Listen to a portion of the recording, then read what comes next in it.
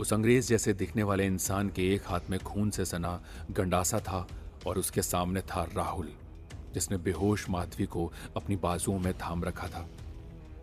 उसके शरीर में डर की एक लहर सी दौड़ गई। मौत उसके सामने नाच रही थी। वो बेहोश माधवी को लेकर कहीं भाग भी नहीं सकता था। अगले ही पल उस वहशी अंग्रेज का रक्त रंजित गंडासा हवा में घूमा। उसका निशाना थे राहुल और माधवी। मगर राहुल और माधवी को वो गंडासा छू नहीं पाया, क्योंकि उसको एक हाथ से बीच हवा में ही पकड़ लिया गया। एकाएक हुए इस घटनाक्रम ने राहुल को भी हैरान कर दिया। उसे इस बात की कतई आशा नहीं थी कि कोई वहां आकर उनका मददगार हो सकता है। उसने गंडासा पकड़ने वाले की तरफ देखा। वो सिहर उठा। आधा जला हुआ चेहरा, लंबे लंबे और टेढ़े मेढ़े दांत जिनसे खून टपक रहा था, और सबसे विचित्र बात तो ये थी कि उसका कमर से नीचे का हिस्सा गायब था। उसका बचा खुचा जिस्म हवा में लहरा रहा था। उसने एक झटका सा दिया और अंग्रेज के हाथ में थमा गंडासा छूटकर उसके हाथ में आ गया। अब तक जो अंग्रेज खूंखार नजर आ रहा था, अगले क्षण वो भीगी बिल्ली की तरह डर कर वहां से पलटकर भागने लगा। मगर यह सब इतना आसान नहीं होने वाला था।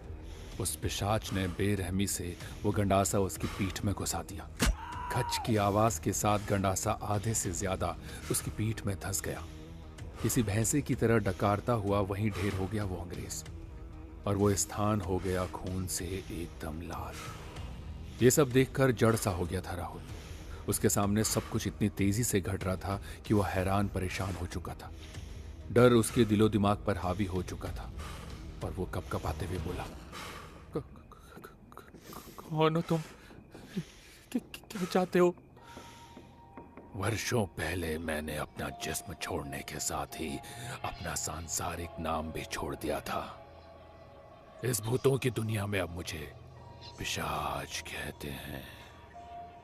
मैं जानता हूं कि तुम्हारे दिलो दिमाग में सैकड़ों सवाल उमड़ रहे होंगे, जैसे वो बुढ़िया कौन थी, इस अंग्रेज ने उसको इतनी बेरहमी से क्यों मारा, इसके बाद मैंने इस अंग्रेज को मारकर तुमको क्यों बचाया। राहुल उसकी बात सुनकर हैरान रह गया कि वो इतना कुछ कैसे जानता था। तो सुनो, मैंने तुमको बिल्कुल नहीं बचाया, बल्कि अपने इस प्रतिद्वंदी को रास्ते से हटाया है। क्योंकि वो मेरे शिकार का शिकार करना चाहता था। मेरा शिकार यानी तुम दोनों। पहली नजर में ही मुझे ये लड़की भाग गई थी। आज से ठीक 2 दिन बाद अमावस्या की अंधेरी रात में मैं इसका खून चखूंगा और इसे इस सांसारिक शरीर से मुक्त करके अपने दिल की रानी बनाऊंगा। इतना कहकर वो भयानक अंदाज में हंसने लगा। उसकी हंसी से राहुल का दिल बैठा जा रहा था। हर पल नया खौफ, हर पल नए दुश्मन। उसका दिमाग साए साए करने लगा कि इस शैतान के इरादे माधवी के प्रति खतरनाक थे।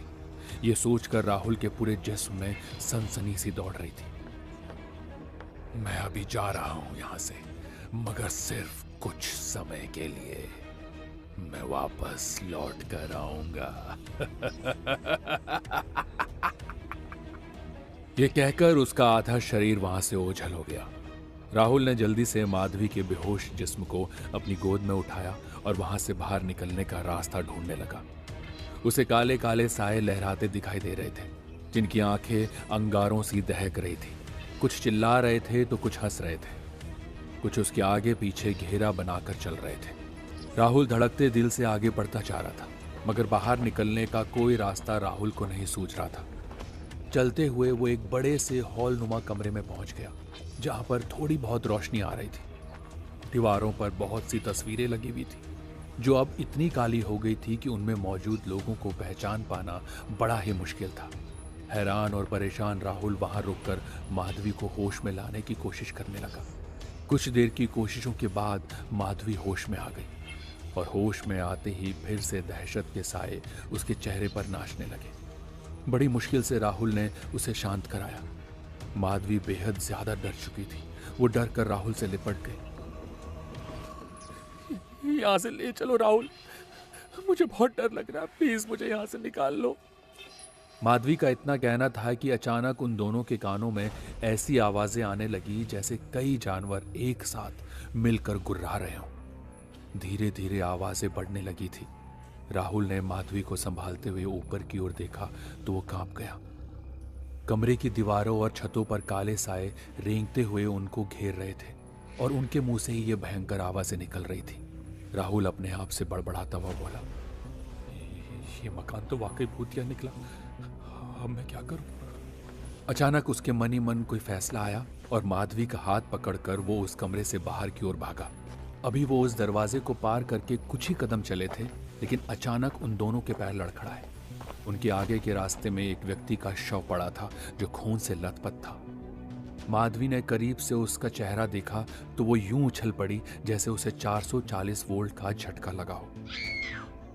उसकी आंखें हैरत से फैल गईं और मुंह से एक चीख निकल गई, क्योंकि उसके सामने जो लाश पड़ी थी वो राहुल की लाश थी। हाँ, यही सच था। वो पागलों की तरह बार बार लाश को तो कभी राहुल को देख रही थी जो उसके साथ था। क्या सचमुच राहुल मर चुका था, या फिर जो उसके सामने जीता जागता आदमी खड़ा था वो असली राहुल था? माधवी वहीं पर अपने सिर को पकड़कर बैठ गई। इतने समय से वो जिसके साथ थी, क्या वो राहुल नहीं था? क्या राहुल सचमुच मर चुका है? मगर ये कब और कैसे हो गया? ये सारी बातें सोचते हुए वो तेजी से राहुल की तरफ पलटी और उसे अजीब सी नजरों से घूरते हुए बोली, बताओ कौन हो तुम, और क्या तुमने मेरे राहुल को मार डाला? ये कहते हुए उसने चीख कर राहुल का गला पकड़ लिया। ये क्या पागलपन है माधवी? मैं तुम्हारा राहुल हूं। ये कोई षड्यंत्र है यहाँ की शैतानी आत्माओं का। हमको उनके जाल में नहीं फंसना है माधवी, और बाहर निकलने का रास्ता ढूंढना है। होश में आओ माधवी, पागल मत बनो। ये घर भूल भुलैया नहीं है, शैतानों का गढ़ है ये।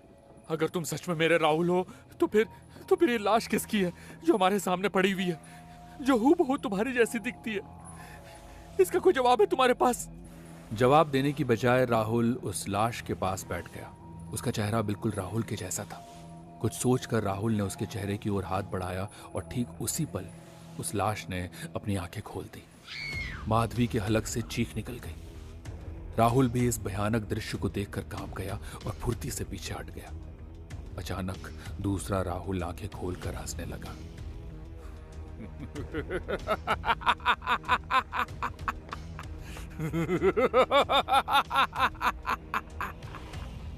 उसकी हंसी शैतान की तरह खूंखार थी।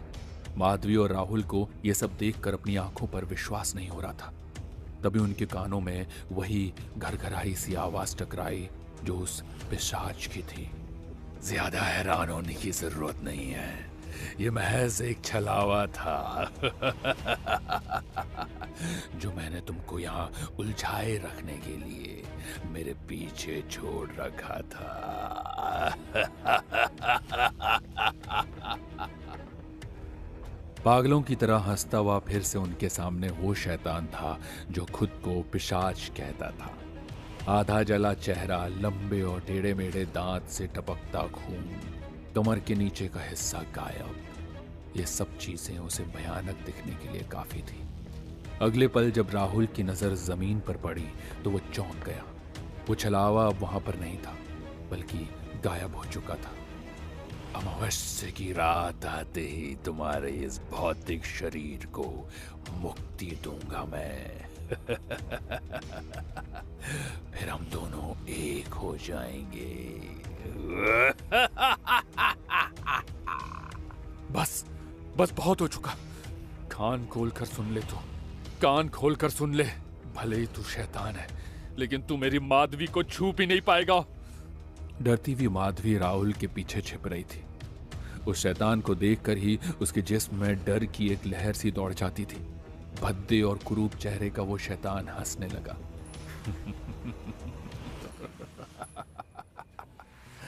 तेरे जीते जी मैं इसको छू नहीं पाऊंगा तो क्या हुआ, तेरे मरने के बाद ही सही। ये कहते हुए उसने राहुल की तरफ अपना हाथ उठाकर एक इशारा किया। राहुल हवा में उड़ता हुआ ऊपर छत से जा टकराया। उसकी आंखों के सामने रंग बिरंगे तारे से नाच उठे। ये नजारा देखकर माधवी दहल उठी। वो डर कर रोने लगी। मगर शैतानों के पास दिल कहाँ होता है जो ऐसे किसी के रोने से पिघल जाए। बार बार इधर उधर लहरा कर राहुल का जिस्म दीवारों से टकरा रहा था और उसके मुंह से दर्दनाक चीखें निकल रही थी। माधवी ये खौफनाक नजारा ज्यादा देर सहन नहीं कर पाई और राहुल का जिस्म लहरा कर जमीन पर आ गिरा। माधवी चिल्लाने लगी, बंद करो ये हैवानियत। तुम मुझे मार डालो लेकिन मेरे राहुल को छोड़ दो प्लीज। ठीक है, मैं इसे नहीं मारूंगा बल्कि किसी और को इसे मारने का मौका दूंगा। इस भूतिया घर में घुसपैठ करने की सजा तो भुगतनी ही पड़ेगी। चलो अब मैं तुमको तुम्हारे अंजाम तक पहुंचाने का इंतजाम शुरू करता हूं। इसका अंजाम तो अब कोई और तय करेगा। इसी के साथ माधवी के आसपास काले साए मंडराने लगे और उनकी गिरफ्त में फंसा उसका शरीर वहां से ओझल होने लगा। राहुल बुरी तरह से चीख रहा था, बचाओ बचाओ मुझे माधवी। माधवी लगातार चीख रही थी। राहुल उठने का प्रयास कर रहा था लेकिन उसका शरीर लहूलुहान हुआ था मगर उसके हौसले नहीं। राहुल अपने हौसलों की ताकत के दम पर अपने कदमों पर खड़ा हो गया मगर वो नहीं जानता था कि उसके ठीक पीछे एक डरावनी चुड़ैल एक बच्चे का कटा सिर एक हाथ में और दूसरे हाथ में खून से सनी तलवार लिए खड़ी थी। वो राहुल को घूर रही थी। उसका निशाना राहुल था जो वहां उसकी मौजूदगी से बिल्कुल अनजान था। राहुल की बेचैन नजरें तो सिर्फ माधवी को तलाश रही थी जो अब वहां दिखाई नहीं दे रही थी। अपनी चीख के साथ वो भी जैसे कहीं गायब हो गई थी। लुटा पिटा राहुल वहां हैरान और परेशान होकर खड़ा था। ठीक उसी पल उसके पीछे खड़ी चुड़ैल का तलवार वाला हाथ राहुल पर वार करने के लिए घुमा। ऐसे ही इंटरेस्टिंग पॉडकास्ट और ऑडियो स्टोरी